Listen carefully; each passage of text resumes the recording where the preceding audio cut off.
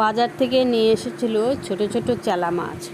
তা ভাবলাম আজকে একটু অন্যরকমভাবে রান্না করি, আজকে চচ্চড়িটা একটু আলাদাভাবে করি, দেখি খেয়ে কেমন টেস্ট হয়। তা দেখো, মাছগুলো ভালো করে ধুয়ে ধুয়ে লবণ হলুদ মাখিয়ে নিয়েছিলাম, জলটা ঝরে গেছে। এখন এই যে আলু কুচি কুচি করে কেটে নিয়েছি, তার সঙ্গে কয়েকটা কাঁচা লঙ্কা, যে যেরকম ঝাল খাবে সেই রকমই দেবে। আর দিয়েছি কয়েক কোয়া রসুন, এই দিয়ে লবণ হলুদ সর্ষের তেল দিয়ে ভালো করে মাখিয়ে নিয়েছি। আর এই যে কুমড়ো পাতা দেখছো, বড় কুমড়ো পাতা পাইনি, বড় বড় কুমড়ো পাতা পেলে ভালো হয়, কিন্তু এই বৃষ্টিতে নষ্ট হয়ে গেছে সব কুমড়ো পাতাগুলো।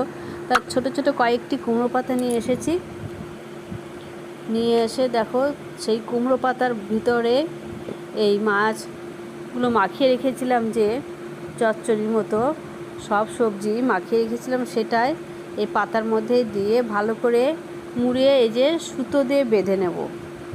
সুতো দিয়ে বেঁধে নেওয়ার পরে কড়াইয়ে তেল দিয়ে দিয়েছি, তেলটা গরম হতেই সেই বেঁধে রেখেছিলাম পাতায় মোড়া, সেটা দিয়ে দিলাম। আর গ্যাসের আঁচটা একটু কমিয়ে দিয়েছি, ধীরে ধীরে ভাজা হবে। এপিট ওপিট ভাজা হলেই নামিয়ে দিয়ে, এই দেখো নামিয়ে দিয়েছি।